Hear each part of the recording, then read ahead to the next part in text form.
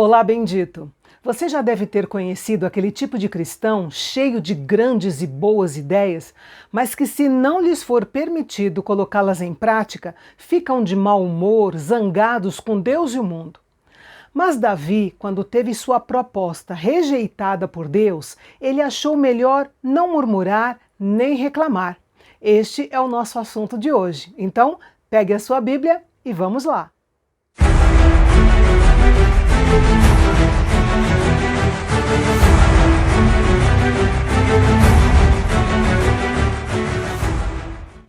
No capítulo de hoje, encontramos Davi em seu esplêndido palácio feito de cedro. Um palácio bonito e caro, pois a madeira de cedro era muito valorizada naquela época. Mas então ele lembrou que a Arca da Aliança do Senhor estava em uma simples tenda comparada ao esplendor do seu palácio, e o contraste o incomodou. Afinal, a Arca da Aliança era o símbolo da presença e da glória do Deus de Israel. Então Davi deu a entender ao profeta Natã, que era seu capelão particular, que queria construir um grande templo para substituir aquela tenda. Natã viu que a intenção de Davi parecia boa e razoável, afinal, o que poderia estar errado em Davi construir um templo? Então ele respondeu de acordo com o julgamento humano e o bom senso, incentivando o rei a dar andamento ao seu projeto. Sabe, é muito importante estarmos atentos aos nossos desejos, mesmo os desejos mais nobres e santos. Nem tudo que é excelente e óbvio em si mesmo deve ser realizado. Precisamos estar atentos à vontade expressa de Deus. Naquela mesma noite, Deus deu uma mensagem ao profeta Natã para que ele a entregasse a Davi. A mensagem dizia que a ideia de haver um templo para ele, o Senhor, era legítima, só que não seria Davi o construtor. Deus disse que, mais de 400 anos antes, quando Israel peregrinava pelo deserto, ele tinha ordenado a Moisés que construísse o tabernáculo de acordo com um padrão específico. Deus nunca pediu uma construção permanente para substituir o tabernáculo, mas agora Davi queria construir um templo para Deus. O Senhor recusou a proposta de Davi, mas de uma maneira graciosa. Ele não afastou a ideia dele com raiva ou desdém, como se o desejo de Davi fosse um desejo indigno. Não, ele disse que o descendente dele, de Davi, cumpriria o seu desejo de construir o templo ao Senhor. Ou seja, Deus honrou Davi mesmo não aceitando a sua oferta. Deus lembrou a Davi o que ele já havia feito em sua vida e prometeu que ele, o Senhor, é quem iria construir uma casa para Davi, no sentido de estabelecer uma dinastia para a sua descendência. Era como se Deus dissesse: "Você quer construir uma casa para mim? Obrigado, Davi, mas não, obrigado. Em vez disso, deixe-me construir uma casa para você." Essa foi uma promessa maior do que a oferta de Davi a Deus, porque a dinastia de Davi duraria mais e seria mais gloriosa do que o templo que Davi queria construir.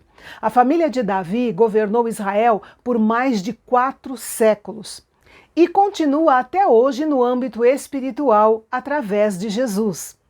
Mas por que Deus disse não à oferta de Davi? Simplesmente porque Davi era um homem de guerra e Deus queria um homem de paz para construir um templo para ele. Contextualizando esse fato, a promessa de Deus a Davi foi ainda mais importante por causa do contexto em que o cronista escreveu sobre isso. Após o exílio, quando não havia um reino independente de Israel e o trono de Davi parecia vago, o cronista teve fé para ver que a promessa não havia sido quebrada, mesmo quando a situação parecia dizer o contrário. Ele sabia que o Messias realmente viria da linha aparentemente morta de Davi e reinaria para sempre. Ele tinha fé naquilo que os profetas haviam predito e tudo realmente se cumpriu. Veja o que Lucas escreveu. Você ficará grávida e dará à luz um filho, a quem chamará pelo nome de Jesus. Este será grande e será chamado Filho do Altíssimo. Deus, o Senhor, lhe dará o trono de Davi, seu pai. Ele reinará para sempre sobre a casa de Jacó, e o seu reinado não terá fim. É interessante como o Novo Testamento identifica Jesus com Davi mais do que com qualquer outro ancestral humano. Um ponto importante aqui é que Deus não queria que a casa terrena fosse construída até que a casa espiritual fosse estabelecida. A casa mais importante tinha que ser estabelecida primeiro, e essa casa era a dinastia que resultaria no trono do Messias, Jesus Cristo. Em resposta à mensagem entregue pelo profeta Natã, Davi se colocou diante do Senhor. Ele aceitou humildemente o não de Deus. Não murmurou, nem reclamou, mas orou, louvou e adorou ao Senhor. Mas também não ficou de braços cruzados não, viu? Ele se empenhou em juntar todos os materiais para a construção de um glorioso templo para Deus. Olha que lição maravilhosa nós aprendemos com Davi nesse episódio. Se não podemos alcançar o que esperamos, não devemos entrar em desespero, podemos nos empenhar em ajudar outros a alcançar. Se não podemos construir, podemos contribuir para aquele que pode construir. Se não podemos ser missionários em outra nação, podemos ser o suporte para aqueles que podem. Nos últimos versículos do capítulo, nós lemos que Davi corajosamente pediu a Deus que cumprisse a sua promessa.